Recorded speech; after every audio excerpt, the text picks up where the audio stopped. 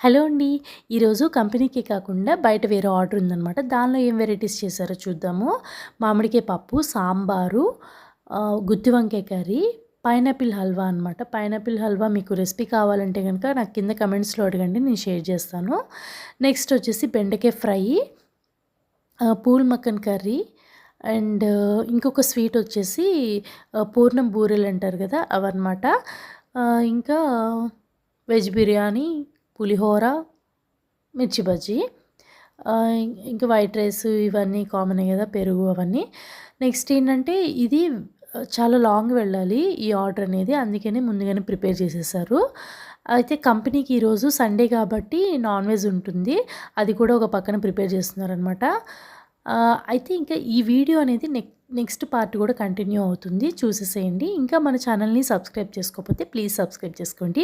Bye.